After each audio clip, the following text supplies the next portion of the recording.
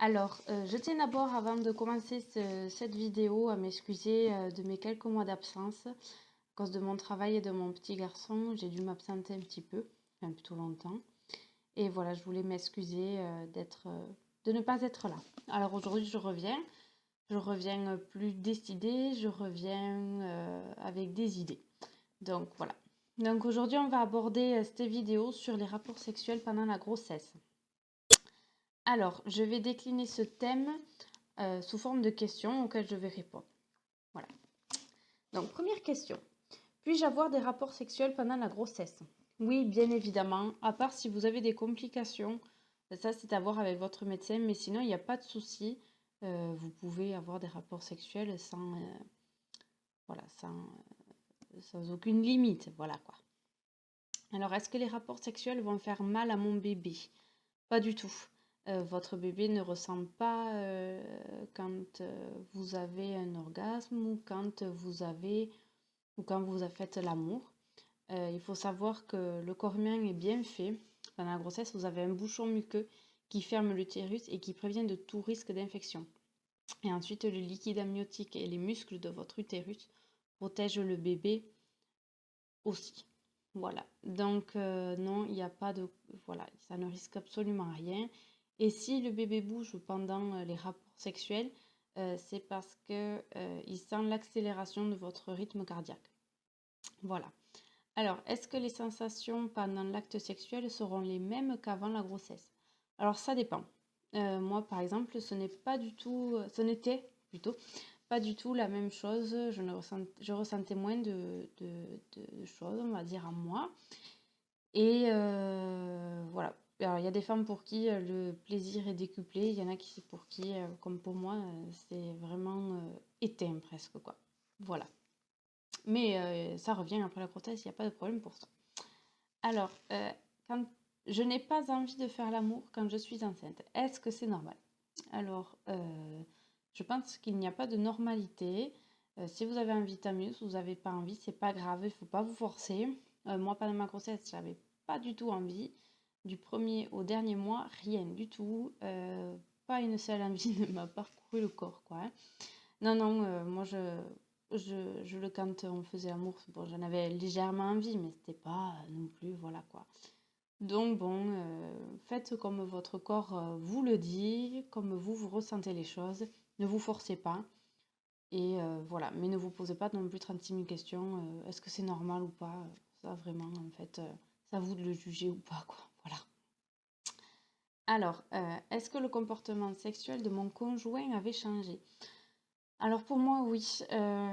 Au début, c'était un peu, voilà, voilà, comme j'avais pas forcément de ventre le premier trimestre, bon, ben, voilà, ça n'a rien changé. Du moment où j'ai commencé à mettre du ventre, il m'a toujours trouvée attirante, même enceinte. C'était pas le problème. Le problème, c'est qu'il avait peur de faire mal au bébé. Alors, je lui avais expliqué, même la sage-femme, pendant les cours de préparation à l'accouchement, avait expliqué que ça ne risquait absolument rien, tout ça, mais je pense que ça lui faisait quand même un blocage de voir le ventre qui se développait, c'est-à-dire qu'il y avait quelqu'un dedans, enfin, notre petit garçon dedans. Donc, du coup, je pense que ça l'avait bloqué et à partir du 6e mois, par là, il voulait plus faire l'amour. Donc, voilà, on a continué à faire certaines choses, mais sans pénétration. Je pense qu'il faut continuer quand même parce que bon, on reste un couple et c'est important de partager une intimité, même si, voilà, qui dit faire l'amour dit pas forcément pénétration. Voilà. Ensuite, une autre question.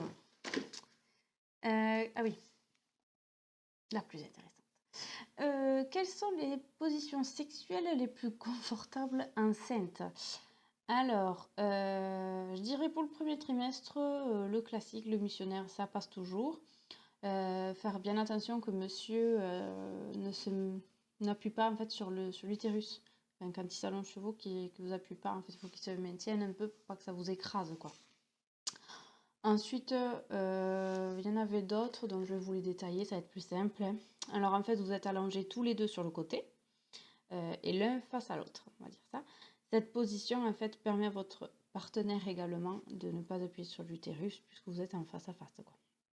Ensuite, il y a la position des petites cuillères, que nous, on avait adoptée, qui était très bien, et au final, ouais, qui était très bien. Alors du coup, vous êtes allongés sur le côté, vous madame, et lui est face à votre dos et du coup, il y a une pénétration qui est plutôt légère et qui est pas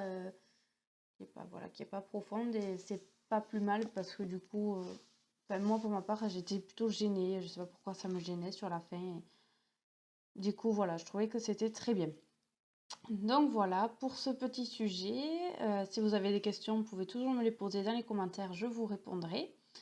Voilà, j'espère vous avoir aidé un petit peu.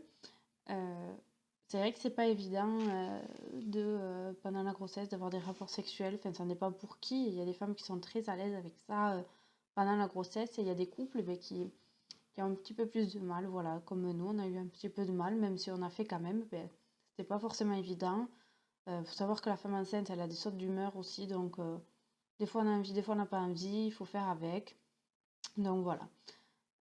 Il faut surtout aussi préserver son couple, je pense que c'est important et ça fait partie de la vie intime.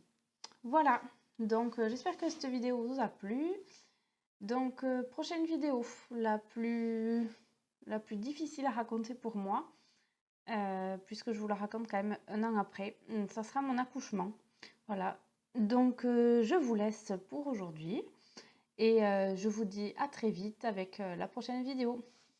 Bye!